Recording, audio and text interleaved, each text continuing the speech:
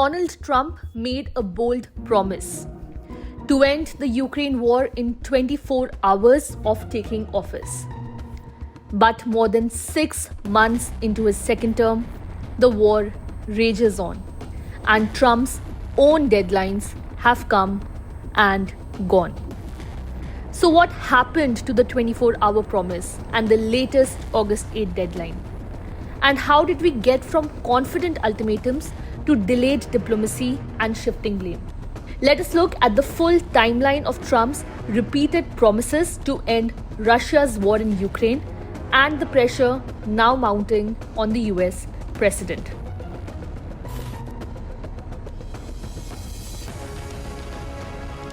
But I stand here today, and I'm the only candidate who can make this promise.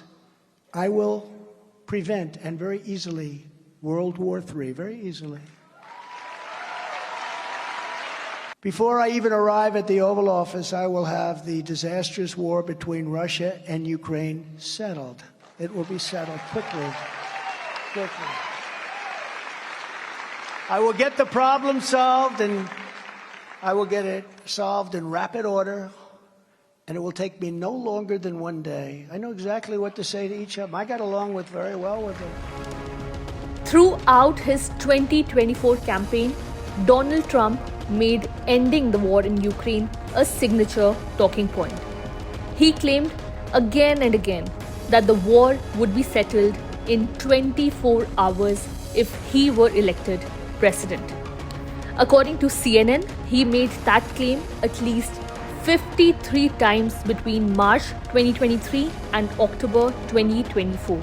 He argued his close relationship with Russian President Vladimir Putin gave him the influence necessary to broker a deal that President Joe Biden could not.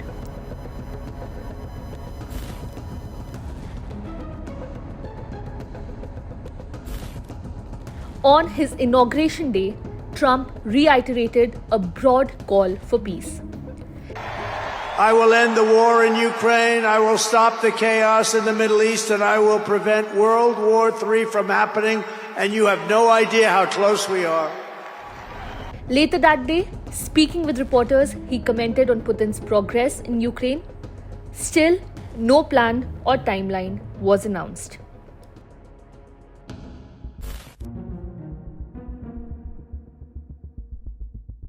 Trump had not yet spoken to Putin, but he began signaling impatience.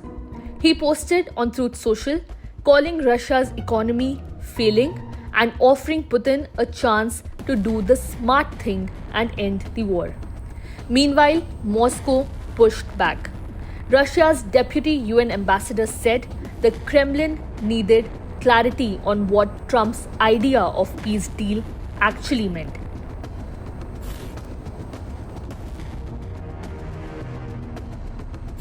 Trump and Putin finally spoke in what Trump described as a productive call.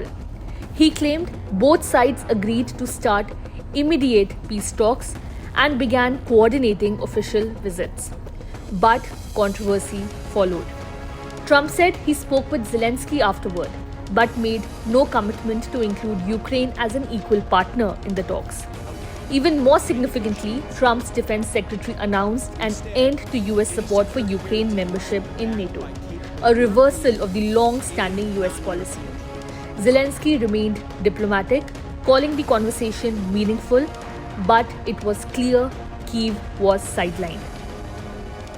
The United States does not believe that NATO membership for Ukraine is a realistic outcome of a negotiated settlement. Instead, any security guarantee must be backed by capable European and non-European troops. If these troops are deployed as peacekeepers to Ukraine at any point, they should be deployed as part of a non-NATO mission, and they should not be covered under Article 5.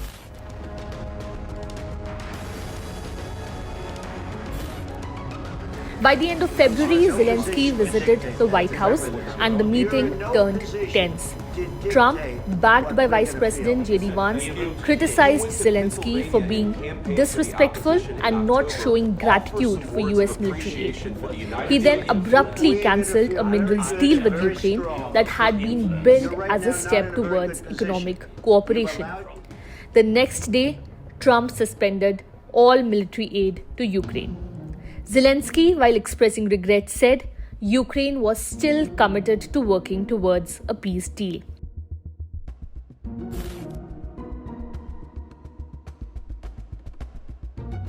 One of the biggest shocks came when Trump admitted he hadn't been serious all along. Difficult than people would have any idea. Vladimir Putin has been more difficult. Frankly, I had some problems with Zelensky. You may have read about him. And it's been more difficult than other wars. I mean, look. Still, he spoke with both Zelensky and Putin that week. Putin rejected a 30-day ceasefire but agreed not to strike Ukraine's energy grid.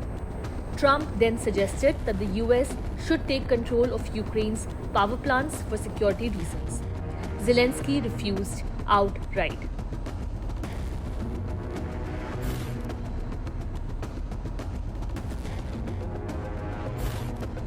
By April, with no deal in sight, Trump started pointing fingers. Most importantly, you have millions of people dead. Millions of people dead because of three people.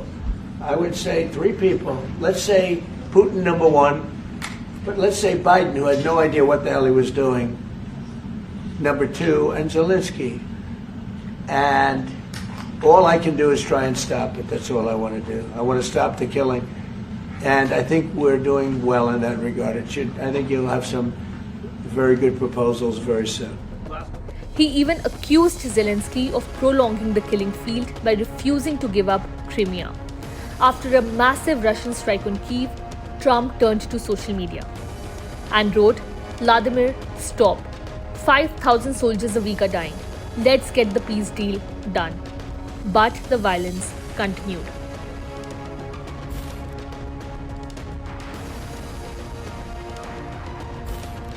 Facing questions about his stalled progress, Trump issued a new ultimatum. Do you believe the Russians are being disrespectful when they say that your criticisms of Putin are simply an emotional response? And do you still believe that Putin actually wants to end the war? I can't tell you that, but I'll let you know in about 2 weeks. Within 2 weeks, we're going to find out very soon. We're going to find out whether or not he's tapping us along or not. And if he is, we'll respond a little bit differently, but it'll take about a week and a half, 2 weeks. We have Mr. Witkoff is here, who's doing a phenomenal job, is dealing with them very strongly right now. They seem to want to do something, but until the document is signed, I can't tell you. Nobody can. I can say this. That I'm very disappointed at what happened a couple of nights now, where people were killed in the middle of what you would call a negotiation. I'm very disappointed by that. But in those 2 weeks, Russia increased attacks on Ukraine, including some of the war's deadliest days.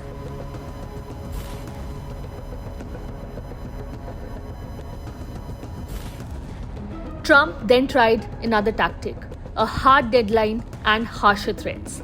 As you know, we've spent $350 billion approximately on this war with Russia and Ukraine, and would like to see it end. It wasn't my war, it was Biden's war. It's not my war, I'm trying to get you out of it. And we want to see it end. And I'm disappointed in President Putin because I thought we would have had a deal 2 months ago, but it doesn't seem to get there. So based on that, we're going to be doing secondary tariffs if we don't have a deal in 50 days. It's very simple. And they'll be at 100%. And that's the way it is. It can be more simple. It's just the way it is. I hope we don't have to do it. He said if the war wasn't over in 50 days, the US would impose secondary sanctions, including 100% tariffs, targeting nations that buy Russian oil like China and India. But the markets barely flinched. The Russian stock market actually rose, anticipating no major fallout.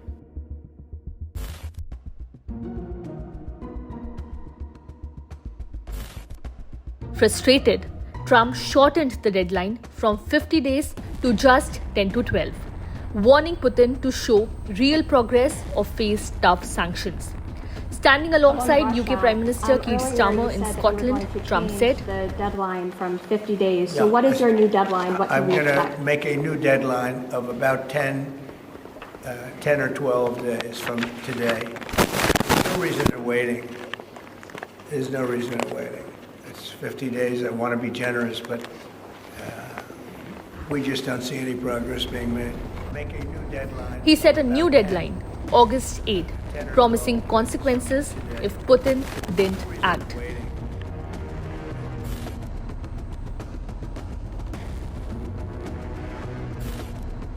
Today, Trump's 10 to 12 day ultimatum expires, but rather than backing down or agreeing to a ceasefire, Putin is preparing to meet with Trump. The Kremlin confirmed the two will meet in the coming days, their first face-to-face talks since the war began.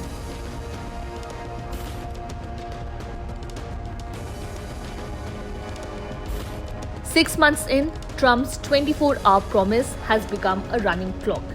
He has suspended aid to Ukraine, clashed with both sides, issued multiple deadlines and threatened massive sanctions. But there is still no ceasefire, and the war, now in its fourth year, shows no sign of ending. With pressure growing at home and abroad, all eyes are now on Trump's upcoming meeting with Putin. Can he finally deliver the peace he promised? Or will this be just another missed deadline? Subscribe to One India and never miss an update. Download the One India app now.